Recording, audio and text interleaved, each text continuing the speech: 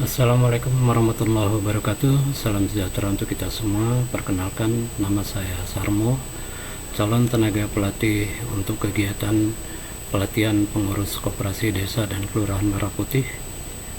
Umur saya 57 tahun, status sudah berkeluarga. Saat ini tinggal di Bandar Lampung, tepatnya di Kelurahan Gunung Terang, Kecamatan Langkapura, Kota Bandar Lampung. Saya memiliki pengalaman dalam bidang pemberdayaan masyarakat, pengembangan kelembagaan, penguatan kapasitas sumber daya manusia, serta pendampingan berbagai program pembangunan berbasis masyarakat. Selama beberapa tahun, saya aktif sebagai pendamping berbagai program pemberdayaan masyarakat yang bertujuan meningkatkan kapasitas kelembagaan, kemandirian ekonomi, dan partisipasi masyarakat dalam pembangunan. Dalam berbagai penugasan tersebut, saya terlibat dalam proses fasilitasi, kemudian pelatihan pendampingan kelompok, penyusunan rencana kerja, pengembangan usaha masyarakat, hingga penguatan tata kelola organisasi. Dimulai dari kegiatan berbagai program yang pernah saya ikuti, yaitu PNPM PPK, PNPM Mandiri Perdesaan, pendamping dana desa pada program P3MD atau program pembangunan dan pemberdayaan masyarakat desa, kemudian sebagai tenaga ahli pada Dinas PMDT, yaitu Dinas Pemberdayaan Masyarakat Desa dan Transmigrasi Provinsi Lampung, dan terakhir pada program P3PD, yaitu program penguatan pemerintahan dan pembangunan desa Departemen Dalam Negeri. Dan di akhir tahun 2025 pernah menjadi tenaga pelatih pengurus koperasi desa dan kelurahan Merah Putih Lampung Barat. Selain melakukan pendampingan, saya juga memiliki pengalaman sebagai narasumber dan fasilitator pelatihan untuk berbagai kelompok masyarakat, lembaga desa, kelompok usaha, serta organisasi kemasyarakatan. Materi yang saya sampaikan mencakup penugasan kelembagaan, kepemimpinan, perencanaan usaha, tata kelola organisasi, manajemen keuangan dan pemberdayaan ekonomi masyarakat, serta digitalisasi program dan pemasaran produk. Berikut beberapa cuplikan kegiatan pelatihan yang pernah saya lakukan, terutama pada saat mendampingi kegiatan pelatihan pengurus koperasi desa dan kelurahan Merah Putih Kabupaten Lampung Barat. Berikut cuplikannya. Terima kasih. Wassalamualaikum warahmatullahi wabarakatuh. Saudara dan saudari, membahas satu isu penting, program koperasi untuk mencegah praktik rentenir di desa kita.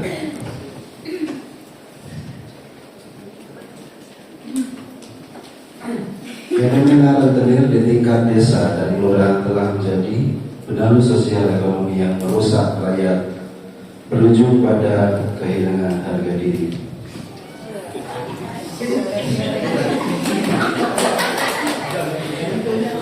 Koperasi Desa Kelurahan Merah Putih atau KDKLP lahir untuk menghadirkan alternatif yang berkeadilan, bermartabat dan berkemanusiaan. Menghadirkan lembaga yang tidak sekedar meminjamkan uang tetapi menumbuhkan harapan.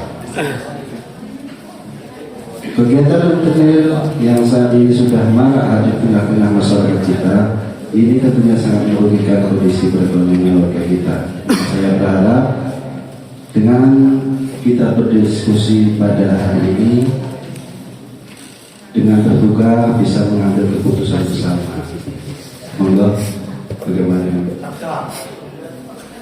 Ibu Sekretaris?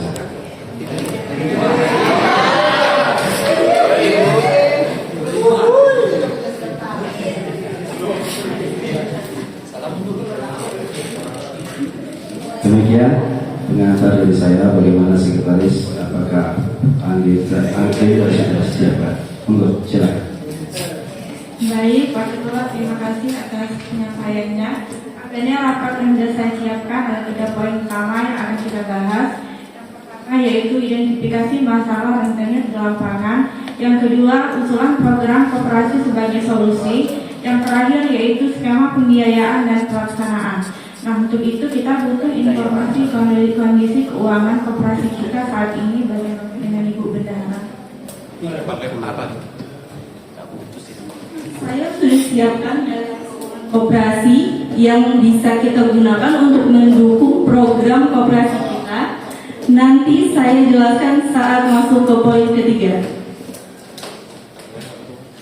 Oke, baik, kita mulai hari ini. Dewi Ferdati, Sekretaris, bisa dijelaskan temuan awal? Oke, dari hasil survei anggota ada sekitar 27 orang yang pernah atau sedang terlibat pinjaman dari rentenir. Alasannya proses cepat, tidak perlu jaminan, dan koperasi belum punya skema darurat. Ini mengkhawatirkan. Bunga yang dikenakan bisa mencapai 30% per bulan. Kita harus segera bertindak. Oke, saya usulkan kita buat program dana darurat koperasi khusus untuk anggota yang butuh dana cepat. Syaratnya 1. Anggota aktif, maksimal pinjaman 2 juta rupiah, bunga 1% per bulan, dan maksimal 6 bulan.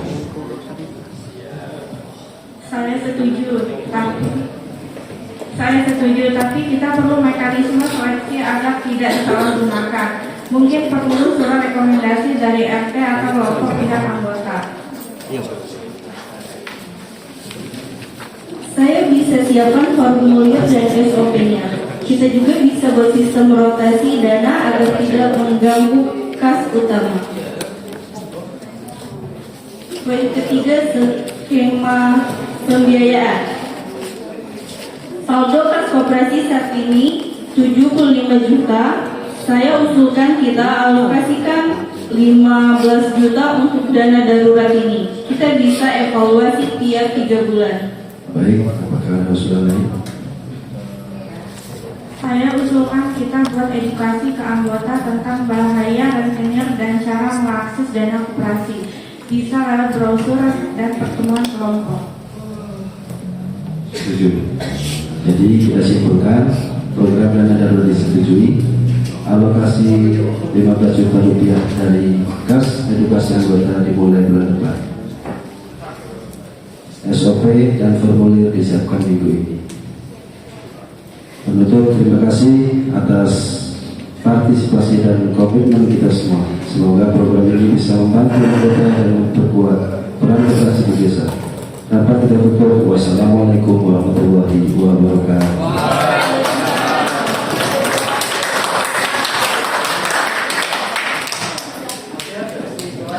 Waalaikumsalam. Kebetulan akan saya kirim sore ini.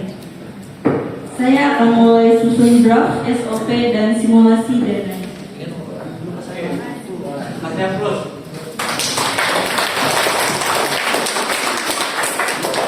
Kayak orang rapat apa enggak? Hah? Hah? Kayak orang ngobrol? Ya rapat tuh ngobrol.